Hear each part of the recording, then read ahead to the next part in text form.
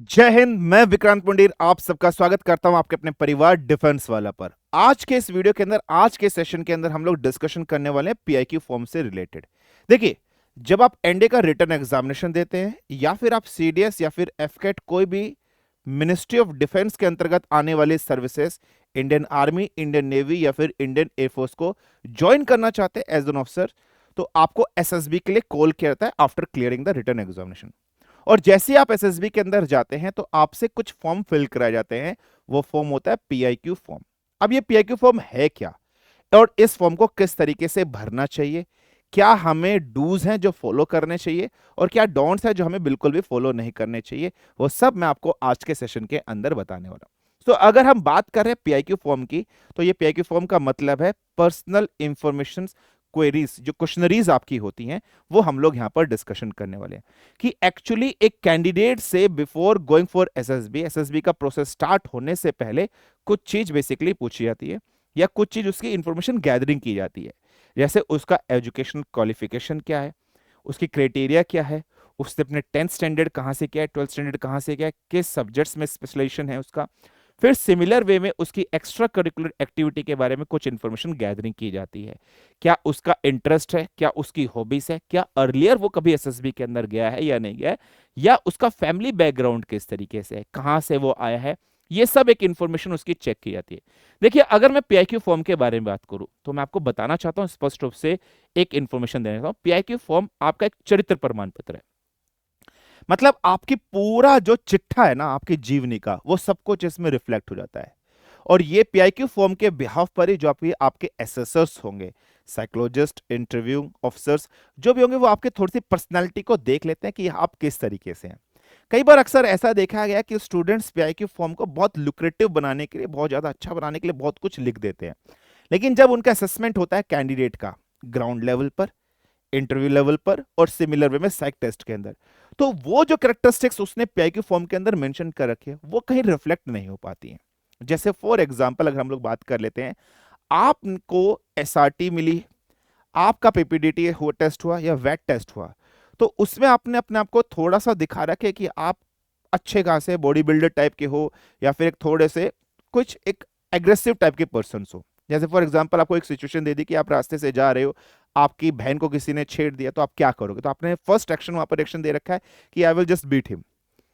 अब ये generally first action की आई विल बीट हिम एकदम से एग्रेसिवली नहीं आता है। अगर हम बात कर रहे हैं, फॉर एग्जाम्पल आप स्पोर्ट्स पर्सन है, तो आपका आ सकता है, आप स्पोर्ट्स आपने खेला ही नहीं है कभी भी, तो आपका ये एक्शन थोड़ा सा नहीं आ सकता है। लेकिन पीआईक्यू फॉर्म में आपका दिखाई दे रहा है कि यार आप तो कहीं स्पोर्ट्स में हो नहीं, वहां पर आपका दिखाई दे रहा है। और आपने फॉर एग्जाम्पल जो सिंगल पेज की जो स्टोरी आ रही है, ब्लैंक पेज की स्टोरी, वहां पर आपने कुछ ऐसा स्पोर्ट्स रिलेटेड बनाया, यहाँ पर कुछ है नहीं। तो पीआईक्यू फॉर्म को ना बहुत इंपॉर्टेंटली फिल करना है। जो आप एक्चुअली में रियलिटी में हो वही चीज आपको वहां पर मेंशन करनी है, कुछ भी अलग से चीज आपको मेंशन नहीं करनी है। तो आज के पीआईक्यू इस सेशन के अंदर मैं आपको यही बताने वाला हूं कि पीआईक्यू फॉर्म को किस तरीके से फिल करना है और कौन कौन सी बातें हैं जिनको स्पष्ट रूप से ध्यान में रखना है और कौन कौन सी ऐसी बातें हैं जिनको स्पष्ट रूप से बिल्कुल भी फॉलो नहीं करना है। सो चलिए, without wasting of any time, let's start, let's begin. आज के सेशन को अपन स्टार्ट करते हैं। देखिए, जब आप एसएसबी के अंदर जाते हो तो स्क्रीनिंग आपका होता है। तो स्क्रीनिंग के टाइम पे आपसे पीआईक्यू फॉर्म भरा जाता है, और एक पीआईक्यू फॉर्म आपसे फिर भरा जाएगा जब आप स्क्रीनिंग हो जाओगे। तो एक बिफोर एक आफ्टर। पीआईक्यू फॉर्म ना कुछ इस तरीके से एक फॉर्म होता है जो आपका चिट्ठा, आपका परिचय, आपकी सारी की सारी इंफॉर्मेशन क्वेरीज दे देता है, जहां पर कुछ चीज आपकी इस तरह से मेंशन की होगी, आपको इसके अंदर फिल करनी होगी। ये एक छोटा सा फॉर्म होता है।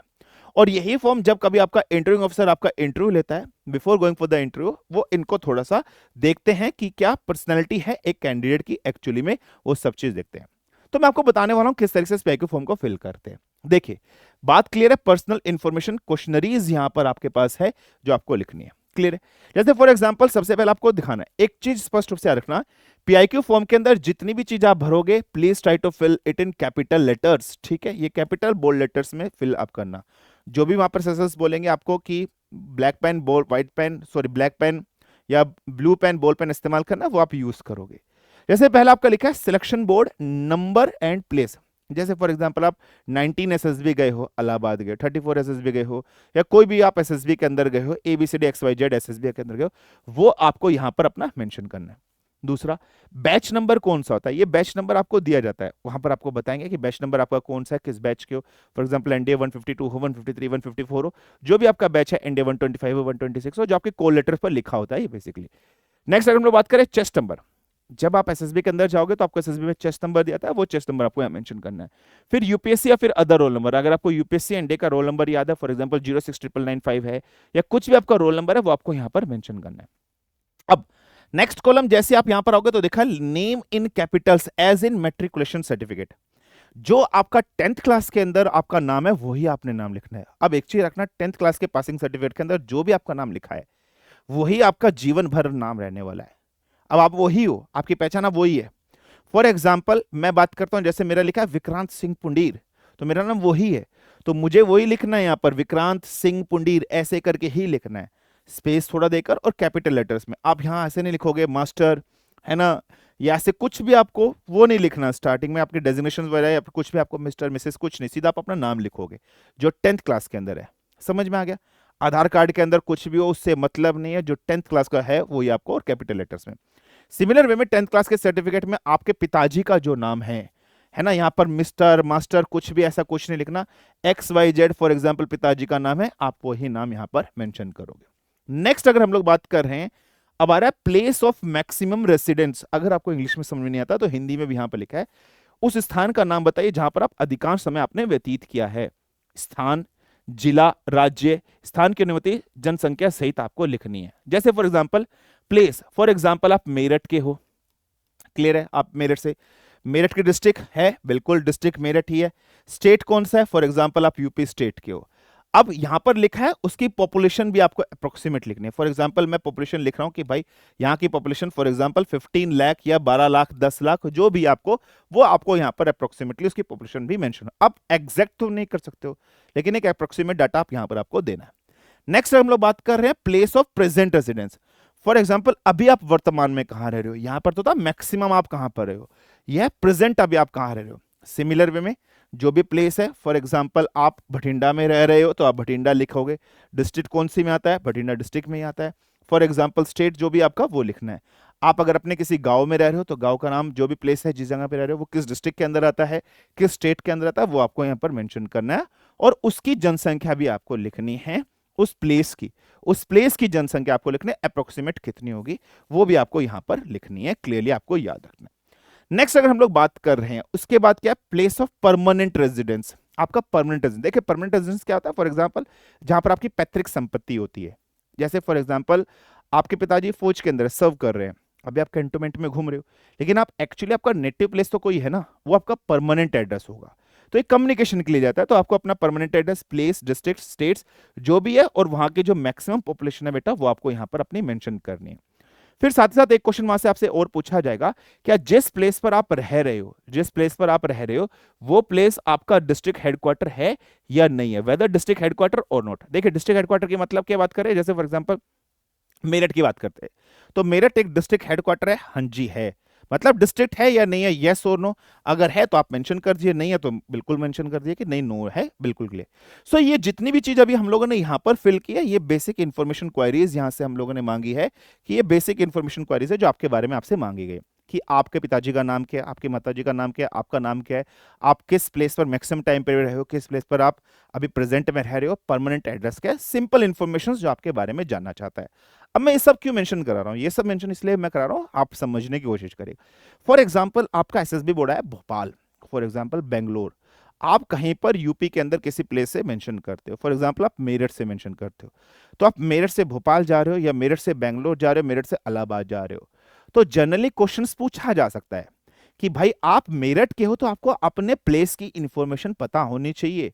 मेरठ फेमस क्यों है, वहां की सबसे ज्यादा फेमस चीज क्या है, वहां पर अगर यूनिवर्सिटीज है तो कौन कौन सी यूनिवर्सिटीज है ना, वहां पर अगर हम लोग बात कर रहे हैं क्या जियोटैग कुछ है वहां का, है ना, जैसे कोई चीज फेमस है या नहीं है, किस लिए फेमस है, वहां का आपका पूछा जा सकता है सभासद कौन है ना, आपके इलाके का एमएलए कौन है, आपके इलाके का एमपी कौन है, आप जिस स्टेट से बिलोंग करते हो उस स्टेट्स की टोटल लोकसभा सीट कितनी है ना, आप जिस स्टेट से आ रहे हो उस स्टेट के अंदर स्टेट लेजिस्लेटिव असेंबली सीट्स कितनी है, इस तरीके से मेयर कौन है, ये बेसिक से आपको इन्फॉर्मेशन पता होनी चाहिए, क्योंकि एक फौज का जो अफसर जा रहा है उसको अपने इलाके की इन्फॉर्मेशन पता होनी चाहिए। भाई क्या है, आपके नेबरिंग कौन कौन सी डिस्ट्रिक्ट लगती है, आपके यहाँ से कौन कौन सी नदियां जा रही है, इंपॉर्टेंट रेलवे स्टेशन कौन से हैं। अगर आप भोपाल गए हो तो आप अपने प्लेस से जब भोपाल गए हो तो बीच में कौन कौन से इंपॉर्टेंट रेलवे स्टेशन आए, आपकी ट्रैवलिंग किस तरीके से रही है, जर्नी किस तरीके से रही है। तो ये यहां से बेसिक आइडिया आपके पास होना चाहिए बेटा। ये मैं सिंपल आपको ये बताना चाहता हूं कि पीआई की फॉर्म से इन चीजों से क्या चीज आपको इंपैक्ट होती है, क्या चीज यहां से आपकी पता चलती है। फाइन है, चलिए नेक्स्ट आगे बढ़ते हैं। नेक्स्ट कॉलम आपका आएगा जो पांचवें कॉलम होगा, जहां पर आपको कुछ fill in the blanks given होगी कि आप स्टेट्स एंड डिस्ट्रिक्ट किस राज्य से आप बिलोंग करते हो और आपके डिस्ट्रिक्ट क्या है वो आप यहां मेंशन करोगे। यूपी से, यूपी में किस जगह से वो मेंशन करोगे। आपका धर्म क्या है, आप हिंदू हो, इस्लाम धर्म को फॉलो करते हो, सिखिज्म, जैनिज्म, कुछ भी, पारसी हो, जो भी धर्म को आप फॉलो करते हो वो आप यहां मेंशन करोगे। क्या आप एससी एसटी ओबीसी कैटेगरी के अंदर आते हो वो मेंशन करोगे। नेक्स्ट आपकी मदर टंग क्या है, मातृभाषा क्या है, हिंदी है, इंग्लिश है, मलयालम है, उर्दू है, पंजाबी है, बंगाली है, जो भी आपकी है। आपकी डेट ऑफ बर्थ क्या है वो आप यहां मेंशन करोगे, ईयर, सॉरी डेट, मंथ और ईयर, वाई वाई ऐसे मेंशन करोगे। आप विवाहित हो, सिंगल हो या विडोर हो, ठीक है। तो जनरली एनडीए में अगर आप जा रहे हो तो आप सिंगल ही रहोगे, मैरिड तो अवेलेबल नहीं होता, तो सिंगल है, अविवाहित आप है, ये मेंशन करोगे। इतनी चीज आपको पता होनी चाहिए। फिर आप आगे चलोगे तो आपके पास नीचे फॉर्म आएगा आपके पास, क्या आपके पिता जीवित है या नहीं है, whether your parent is live और लाइव नॉट। जीवित है यस लिखिए आप, ठीक है, यस पर टिक करिए। नहीं है, किसी में से एक जीवित है माता पिता में से, मदर हैं, पिताजी नहीं है, पिताजी हैं, माता नहीं है, तो जो नहीं है उनको लिख दीजिए नॉट अलाइव्ड, मदर नॉट अलाइव्ड, फादर अलाइव्ड। अगर दोनों जीवित हैं तो यस कर लीजिए, दोनों में से कुछ दो भी मृत हैं तो आप नो कर दीजिए, एक है तो एक का लिख दीजिए, है तो वैसे, ठीक है। जैसे लिखा है if not alive your age at the time of mother's father death, अगर जीवित नहीं है जिस समय उनकी मृत्यु हुई थी, आपकी आयु क्या थी, वो आयु आप यहां मेंशन करोगे। ये पता होना चाहिए इंफॉर्मेशन आपको। नेक्स्ट है माता पिता संरक्षण और भाई बहन के व्यवसाय जो भी एप्लीकेबल, मतलब आपके पेरेंट्स, गार्जियन, सिबलिंग्स जो भी है उनका ऑक्यूपेशन क्या है, वो अपनी लाइवलीहुड को जीवन यापन करने के लिए क्या करते हैं।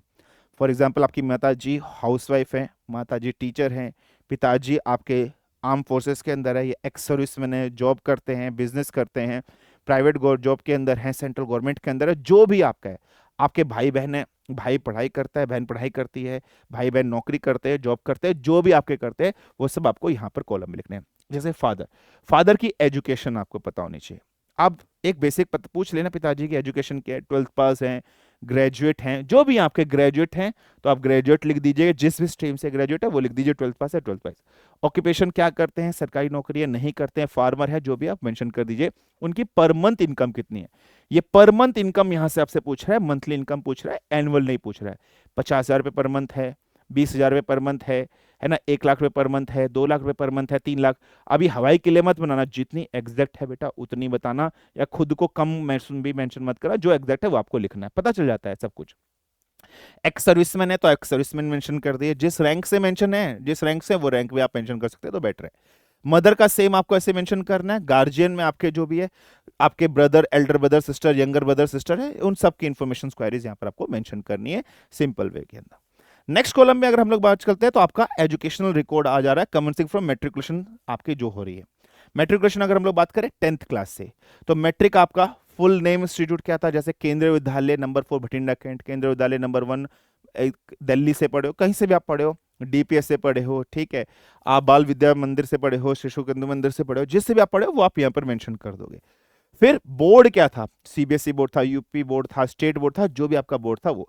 ईयर कौन से ईयर में, जैसे फॉर एग्जांपल आपने 2008 2010 में करी है, 2015 2016 में करी है, आपने 2022 2023 में करी है, क्योंकि आपका एकेडमिक ईयर 22 में स्टार्ट होगा, 23 में खत्म होगा, जैसे फॉर एग्जांपल 24 में स्टार्ट हुआ, 25 में खत्म होगा। तो जो भी आपका ईयर है जहां पर स्टार्ट हो रहा है, खत्म कब हो रहा है, आपने जब पास किया तो कितने परसेंटेज आपके आए हैं, ठीक है, परसेंटेज मार्क्स आपके जो आए हैं, डिवीजन आपकी फर्स्ट डिवीजन है, सेकंड डिवीजन जो भी आई है, मीडियम ऑफ इंस्ट्रक्शन, अगर आप इंग्लिश मीडियम से थे तो इंग्लिश, हिंदी मीडियम से थे तो हिंदी मीडियम, बॉर्डर थे या डे स्कॉलर थे। डे स्कॉलर मतलब आप घर से स्कूल जाते थे फिर वापस आते थे। बोर्डिंग स्कूल क्या था, वहीं हॉस्टल में रहना है, वो भी आपको जो मेंशन करना है। आउटस्टैंडिंग अचीवमेंट इफ एनी, क्या आपकी कोई आउटस्टैंडिंग अचीवमेंट रही है, आप क्लास मॉनिटर हैं, आपने कोई पेपर रिसर्च किया है, आप किसी इवेंट में पार्टिसिपेशन किया है, कुछ भी स्कूल लेवल पर कुछ भी आपने किया वो आप मेंशन करिए, आपकी कुछ आउटस्टैंडिंग अचीवमेंट, या आप टॉपर रहे किस सब्जेक्ट के अंदर, स्कूल के अंदर, ठीक है, जो भी आपका है वो सेम आपको 12th क्लास का भरना है, सब कुछ ग्रेजुएशन का अपना भरना है, ग्रेजुएशन आपने जिस भी सब्जेक्ट से करी है, फिर आपका पोस्ट ग्रेजुएशन का भरना है, और आपकी जो भी आउटस्टैंडिंग अचीवमेंट रही है वो आपको यहाँ पर मेंशन करनी है। ये सब आपसे पूछे जाएंगे जब आप इंटरव्यू के अंदर बैठे होंगे, क्योंकि इंटरव्यू के दौरान ना पीआईक्यू फॉर्म्स के थ्रू ही इंटरव्यू ऑफिसर आपको जज करता है, आपको चीजें मैच करता है। और एक चीज और याद रखना, जब आपको पीआईक्यू फॉर्म जितनी टाइम से आपसे भराया जाए, जो डाटा आपने पहले पीआईक्यू फॉर्म में भरा है वही सेम डाटा आप दूसरे पीआईक्यू फॉर्म में भी भरना। ऐसा मत करना चेंज कर दिया आपने, स्टैट का भी कुछ भरा था फिर कुछ भर दिया। मैंने आपको बताया ना 2 बार पीआईक्यू फॉर्म भराए जाएंगे, एक स्क्रीनिंग से पहले और एक स्क्रीनिंग के बाद। So exactly same figure same चीज आपके यहाँ पर होनी चाहिए, बिल्कुल भी अलग मत कर देना। सिंपल सा कंसेप्ट है जो आपको याद रखना है। फाइन है बेटा, अब हम आगे बढ़ते हैं। नेक्स्ट फिर आपसे पूछा जाएगा एज, है ना, ईयर्स एंड मंथ में आपसे पूछी जाएगी। तो यहां पर क्या एज आपसे पूछी जा रही है साल और महीने में। जैसे आपकी एज है 16 साल 5 महीने, तो आप मेंशन करोगे 16 ईयर्स एंड 5 मंथ। आपकी हाइट पूछी गई है मीटर में, और वहां आप मेंशन कर रहे हो फुट में कि 5 फुट 9 इंच। भाई नहीं, मीटर्स में कैलकुलेट करनी है, तो आप अपनी हाइट फुट्स के अकॉर्डिंग कन्वर्जन करके जाना। आपका वेट किलोग्राम में कितना है वो आपको पता होना चाहिए, और वो आप यहां पर क्या करोगे बेटा, मेंशन करोगे। वो सब चीज आपकी यहां पर लिखी होनी चाहिए। फाइन है, क्लियर है। नेक्स्ट क्या है, अभी आप प्रेजेंट ऑक्यूपेशन आपका क्या है, प्रेजेंटली मंथली इनकम अगर आपकी कोई है तो मेंशन कर दीजिए। अगर आप प्रेजेंटली स्टूडेंट हैं तो स्टूडेंट मेंशन कर लीजिए। हाँ ठीक है, अभी आप वर्किंग है तो वर्किंग मेंशन कर दीजिए, है ना। जो भी आपको काम कर रहे हो, कहीं भी कर रहे हो, कहीं भी कर रहे हो, फॉर एग्जांपल आप स्टूडेंट के साथ साथ गार्ड की नौकरी कर रहे हो, स्टूडेंट के साथ साथ आप ट्यूशन पढ़ा रहे हो, तो लिख दीजिए स्टूडेंट प्लस ट्यूटर, है ना। होम ट्यूटर या जो भी आपका ट्यूशन आप लेते हो वो आप कितना कमा लेते हो मंथली। फॉर एग्जांपल आप 5,000 रुपए मंथली कमा रहे हो, तो आप मेंशन करो जो भी आप कमा रहे हो, यहां पर आप क्लियरली मेंशन कर दो। नेक्स्ट क्या, क्या आपके पास एनसीसी सर्टिफिकेट था, एनसीसी ट्रेनिंग थी, आपने एनसीसी सर्टिफिकेट है, एनसीसी आपके पास है या नहीं। सर्टिफिकेट की बात नहीं हो रही, एनसीसी ट्रेनिंग आपने लिया ही नहीं है। यस है तो यस कर दो, नो है तो नो कर दो, जो भी आपके पास है। अगर आप थे तो टोटल ट्रेनिंग पीरियड आप किस टाइम पीरियड पे रहे, यस है तो आपको मेंशन करना है, नहीं है तो अननेसेसरी मत करना, क्योंकि एनसीसी रिलेटेड फिर क्वेश्चन पूछाएंगे। अब जिसके पास एनसीसी थी तो प्लीज बेटा अपनी एनसीसी रिलेटेड फुल इंफॉर्मेशन आपको गैदरिंग, आपने कब कब कैंप किए, कौन सा कैंप किया, किस किस बटालियन के अंदर आप रहे, वेपन्स अगर आपने कोई चलाए उससे रिलेटेड इंफॉर्मेशन, आपको कोई यहां पर सिचुएशन रिएक्शन टेस्ट दे सकता है। फॉर एग्जांपल आप एनसीसी कमांडर आपको बना देगा कि आपको पिकनिक स्टॉप पे जाना है, आप एक 10-12 लोगों को पिकनिक पर लेके गए, रास्ते में आपने देखा कि बहुत भयंकर एक्सीडेंट हो गया, तो आपको अपनी डेस्टिनेशन पे भी पहुंचना था 2 घंटे पहले, एक्सीडेंट हो गया। तो ऐसी कुछ सिचुएशंस भी दी जा सकती हैं जब आपका कॉन्फ्रेंस होगा एनसीसी वाले कैंडिडेट से। सो प्लीज करेक्ट इन्फॉर्मेशन भरना, वेपन से रिलेटेड जो भी आपको चलाया, आपने जो भी किया, ट्रेनिंग कमांडर कौन था, क्या था, क्या आपने जो भी किया है, ठीक है। टोटल ट्रेनिंग आपकी कितनी रही है, किस विंग में आप रहे हो, किस डिवीजन में रहे हो, और सर्टिफिकेट ऑब्टेन्ड कौन सा है, बी सर्टिफिकेट है, सी सर्टिफिकेट है, जो भी आपका सर्टिफिकेट ऑब्टेन्ड आपने किया वो आपको मेंशन करना है। नेक्स्ट है participation in games and sports. देखिए ये बहुत इंपॉर्टेंट है। बहुत से बच्चे ये सोचते हैं कि यार गेम्स एंड स्पोर्ट्स का मतलब ही ये है कि आप ना नेशनल और इंटरनेशनल लेवल खेलो। भाई आप स्कूल लेवल पे खेलो, आप रीजनल लेवल पे खेलो, ऐसा नहीं है। गेम्स एंड स्पोर्ट्स का मतलब है आपने पार्टिसिपेशन किया, आपने गली में भी खेला है, भाई लिखो। क्या यहां कहीं मेंशन है कि सिर्फ और सिर्फ नेशनल स्पोर्ट्स, इंटरनेशनल या स्टेट लेवल पे कुछ नहीं। अब बहुत से कैंडिडेट्स को ऐसा नहीं कि एक्सपोजर हर किसी को मिलता है, और ऐसा भी नहीं है कि जो स्पोर्ट्स खेलते हैं वही सिलेक्शन होते हैं, ऐसा भी नहीं है बेटा। तो आपने अगर क्रिकेट खेला है, गली लेवल पे भी खेला, कहीं पर भी खेला, आप मेंशन कर दो। लेकिन अगर आपने एक बार मेंशन कर दिया मैंने क्रिकेट खेला, फुटबॉल खेला, वॉलीबॉल खेला, बैडमिंटन खेला, जो भी गेम्स आपने खेला है, भाई उसकी पूरी इंफॉर्मेशन आपके पास होनी चाहिए फ्रॉम ग्राउंड लेवल तक। ग्राउंड का डायमेंशन क्या होता है, नेट का साइज क्या होता है, बैट का साइज क्या होता है, बॉल का डायमीटर क्या होता है, पिच कितने फीट की होती है, कितने यार्ड की होती है, कहाँ पर क्या होता है, रूल्स क्या होते हैं, कुछ इंपॉर्टेंट पर्सनालिटी से रिलेटेड अभी रैंकिंग क्या है, कौन सी टीम वर्ल्ड में सबसे 1 पे है, 2 पे है, कौन सा प्लेयर किस तरीके से है, कब फर्स्ट टेस्ट मैच हुआ था, each and every basic information. अब देखिए हर इंफॉर्मेशन का आंसर तो दिया नहीं सकता, लेकिन स्टैंडर्ड तो आपको पता होना चाहिए, कुछ बेसिक से आंसर तो आपको पता होना चाहिए। आपने क्रिकेट लिख दिया, आपको पता ही नहीं है क्रिकेट के rules and regulation, basic rules and regulations भी आपको नहीं पता, है ना। तो पता होना चाहिए, थोड़ा बहुत तो इन्फॉर्मेशन आपको पता होना चाहिए। जो भी गेम्स आपने खेला है, पीरियड ऑफ ड्यूरेशन कब से कब तक आपने खेला है, क्या स्कूल लेवल पे, कॉलेज लेवल पे, यूनिवर्सिटी लेवल पर, और अदर्स मतलब जहां पर भी आपने किया है वो भी आप मेंशन कर लीजिए, ठीक है। किसी क्लब के लिए आप खेले हो वो सब मेंशन करें।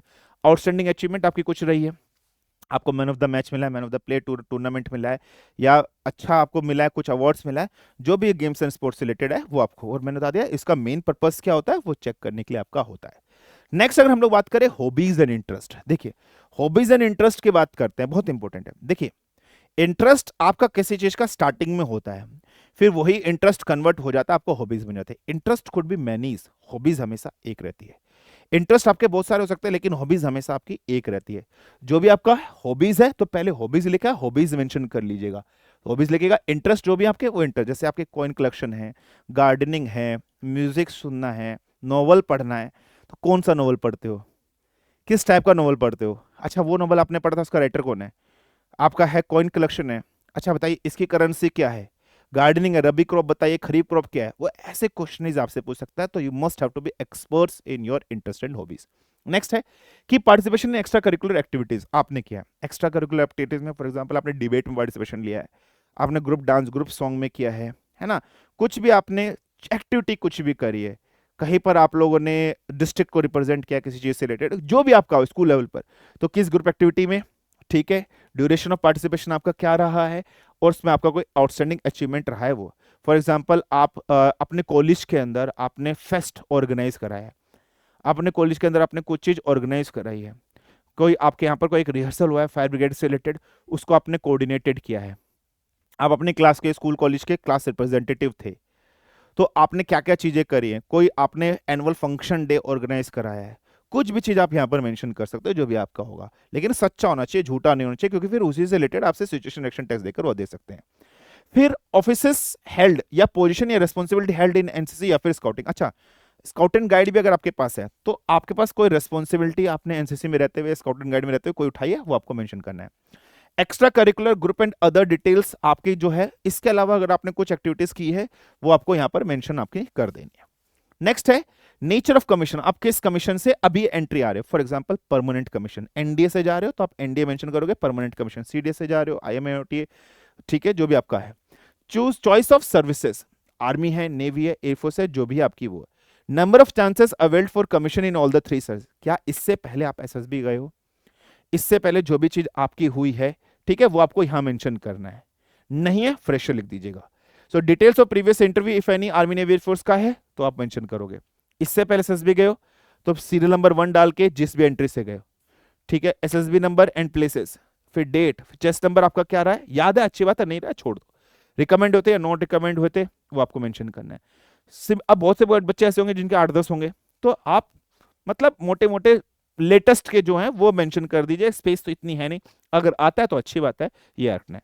अब एक इंपॉर्टेंट चीज, जब भी पीआई की फॉर्म भर रहे हो, please try to fill it neat and clean handwriting आपकी बहुत क्लीन और नाइट होनी चाहिए।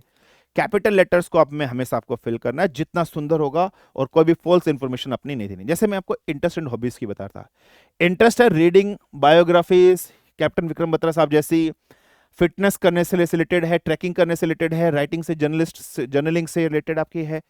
हॉबीज से अगर हम लोग बात करें, लीडरशिप है ना, इंटरेस्ट कुछ भी हो सकता है, जैसे लीडरशिप एक्टिविटीज, जैसे मैंने आपको बताया ना, एक्स्ट्रा करिकुलर एक्टिविटी में लीडरशिप क्वालिटीज आपकी कोई आ रही है, आपने कोई गेम स्पोर्ट्स ऑर्गेनाइज करा है, कुछ भी ऑर्गेनाइज करा है, जैसे situation led a school project during the pandemic, जैसे टास्क ऑर्गेनाइज रिमोट कोलेबोरेशन से रिलेटेड, ये सब आपके एक्स्ट्रा करिकुलर एक्टिविटी में आएंगे। Coordinated 5 member via Zoom delegate work, इस तरीके से, ठीक है, won first prize at inter, जो भी आपका है, आपने किसी एग्जीबिशन में पार्टिसिपेट किया है, वो सब मेंशन कर सकते हो। फिर सिचुएशन क्या है, कॉलेज फेस्ट वॉलंटियर लीडर आप रहे हो, टास्क आपका क्या रहा है बेटा, आपने ये मैनेज करी थी वहां पर, एक्शन क्या रहा है उसका, ये सब रहा है, और रिजल्ट उसका क्या रहा है बेटा, इस तरीके से आपको अपना मेंशन करना है। सो मैं आपको बता चुका हूं कि भाई ये आपका जो पीआईक्यू फॉर्म होता है ना, ये आपका एंटायरली चिट्ठा है, और पीआईक्यू फॉर्म के बिहाफ पर ही आपका बहुत कुछ डिस्कशन किया जाता है। पीआईक्यू फॉर्म आपकी एंटायर पर्सनैलिटी को बताता है। सो बी रियल, जो आप एक्चुअली में हो वही लिखना, फालतू चीजें मत क्रिएट करना, पकड़े जाओगे वरना। और बहुत अच्छे से पीआईक्यू फॉर्म को फिल करना, जो आपको एक्चुअल पता है वही, गेम्स जो मेंशन किया उसकी फुल इंफॉर्मेशन, किस प्लेस से आ रहे हो, कहां पर आ रहे हो, उसका जीआई टैग कोई आपको पता है, इंपॉर्टेंट। एनसीसी गए हो तो वेपन्स, कैंप कहाँ, क्या किया, कब किया, सब कुछ। एक्स्ट्रा करिकुलर एक्टिविटी करी है तो क्या करी, नहीं करी, ब्लैंक छोड़ दो।